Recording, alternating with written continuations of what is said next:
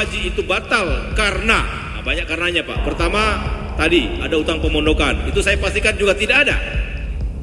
Tahun 2020 kita juga batal, kita juga evaluasi tentang refocusing dana haji dari APBN. Tapi kalau dari uang calon jamaah haji sama sekali tidak kita ganggu. Tahun ini kembali batal dan kami pastikan itu hutang tidak ada sama sekali. Nah, seandainya istilahnya diinvestasikan di lembaga-lembaga syariah, mohon maaf, bank-bank syariah kita bermasalah semua, nyaris bangkrut, bank muamalat dan lain-lain. Dan mohon maaf, Wakil Presiden Ma'ruf, Bapak itu komisi pengawas atau komisi apalah di bank-bank syariah yang bermasalah ini. Itu aja Bapak nggak bisa beresin. Nah, jadi kalau tadi dana tadi diinvestasikan di lembaga-lembaga syariah, kebanyakan bangkrut, semua ada masalah, ya kan?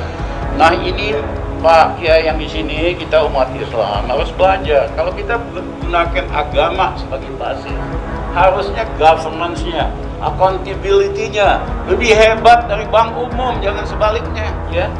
Agama kan tujuannya supaya perilaku kita juga baik gitu. Nah, jadi tadi kalau masuk APBN, risiko tidak aman. Dimasukin ke lembaga-lembaga syariah, sama juga. Jadi Mas Anggito, piye sampean bilang aman-aman, tapi kagak aman kok ini. Itu kan belum ditentukan kuota. Oke. Kalau kuotanya umpamanya cuma 30.000, itu jemaah khusus itu banyak yang tua-tua juga, 60 tahun. Mereka siap juga gitu, ya kan? Jadi artinya pemerintah itu jangan menutup semua channel-channel ini. Jadi kalau dikatakan siapa yang menjamin kesehatan, itu nggak ada yang menjamin Pak. Saya hari ini tempat itu nggak bisa saya jamin diri saya. Jadi itu nggak bisa alasan itu. Kalau masalah kesehatan, publik merasakan standar Saudi Arabia lebih ketat dari Indonesia. Mohon maaf saja. Semalam saya bilang ada orang tua mengatakan, Bapak katanya jangan menghalangi saya katanya. Daripada saya mati di Tanah Abang, mendingan saya mati di Saudi. Ini masalah keyakinan, nggak bisa kita atur gitu. Jadi kami inginkan kalau memang ada kepastian yang ditetapkan oleh pemerintah agar keresahan baik bagi penyelenggara maupun masyarakat sudah dapat kepastian. Jadi kami inginkan dalam waktu yang dekat ini sudah ada kepastian. Kalau memang tidak jadi, yang paling difikirkan adalah dana-dana masyarakat. Ini jauh lebih penting daripada semua. Kita tahu tahun lalu masyarakat bisa bersabar karena masih mengharapkan mudah-mudahan mereka bisa umroh ataupun tahun ini bisa berhaji. Tapi kita sudah lihat kalau memang tidak bisa memberangkatkan, mari kita pikirkan agar dana masyarakat melalui travel dapat dikembalikan. Itu supaya tidak merugikan pihak-pihak baik travelnya maupun masyarakatnya. Itu yang paling terpenting saat ini. Nah, cuman ya yang harus kita perhatikan ya, kalau dalam kasus yang muncul yang sekarang ini kan itu DPR mengatakan aman. Selalu begitu ya, keuangan haji ini aman, selalu begitu. Kemudian dari pemerintah juga begitu. Tetapi ini kan normatif. Ini adalah pernyataan semacam ini, pernyataan normatif. Kita tidak tahu ya bagaimana senyatanya. Karena kuncinya menurut saya adalah transparansi sebetulnya. Transparansi. Sehingga timbul kita kemudian memaklumi mengapa kemudian ada semacam kecurigaan dari masyarakat, dari pengamat begitu.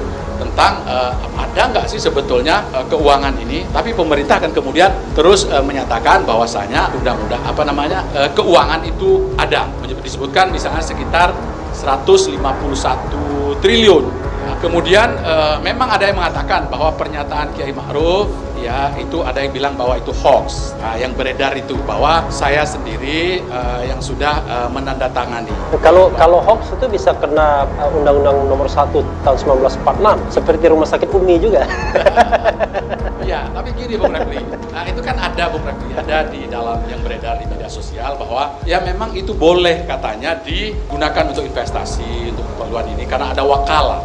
Itu sudah otorisasi dan seterusnya ya.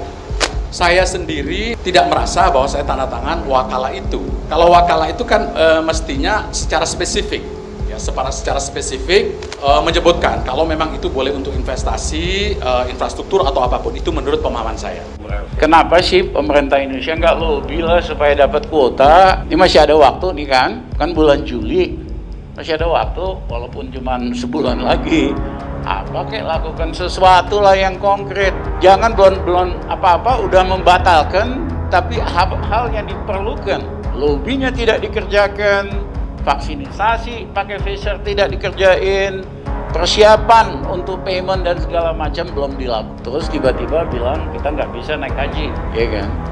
Jadi saya mohon, ini masalah sensitif sekali, ya, karena banyak yang nangis itu, udah latihan haji setahun, tiba-tiba dibatalin gitu aja, udah nabung, anaknya, cucunya udah datang dari kampung buat nemenin, tiba-tiba dibatalin begitu aja, ya. Pemerintah Belanda, pemerintah dulu aja nggak berani kok main batalin gini, gagah banget ini.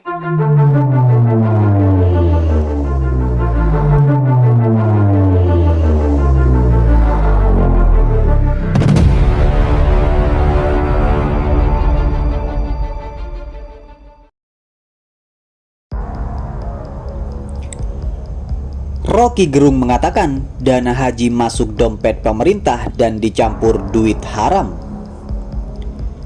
Dugaan masuknya dana haji untuk penggunaan pembangunan infrastruktur digambarkan filsuf Rocky Gerung secara sederhana. Menurut Rocky, publik belum benar-benar yakin dana haji tersimpan secara aman. Sebab sejauh ini dana umat Islam di Indonesia tersebut sudah tercampur dengan anggaran lain dan publik tidak tahu detail penggunaannya. Bahkan Rocky menyebutkan tidak ada jaminan dana haji tersimpan aman tanpa bercampur dengan uang lain. Duit haji itu masuk ke dompet pemerintah, namanya APBN. APBN itu duitnya campur-campur. Ada teks amnesti di sana yang duitnya haram, kata Rocky Gerung dalam acara Mata Najwa. Duit you sudah masuk ke dompet yang sama, dicampur duit haram dan halal, sambung Rocky. Seharusnya, kata Rocky, pemerintah bersikap transparan soal kemana aliran dana haji yang belakangan diisukan digunakan untuk pembangunan infrastruktur. Namun yang terjadi, publik tidak mengetahui aliran dana haji yang tercampur dengan dana lain. Selama ini dana haji juga hanya diungkap sebatas laporan. Harusnya disimpan khusus dana haji, bisa lewat suku kek, lewat apa macam, tandas Rocky Gerung. Di sisi lain, Wakil Ketua MPR RI Hidayat Nur Wahid yang turut hadir secara virtual dalam diskusi tersebut melihat polemik soal dana haji terjadi karena publik sudah terlanjur tidak percaya kepada pemerintah. Ini ada distrust di tengah masyarakat, tandas Hidayat Nur Wahid.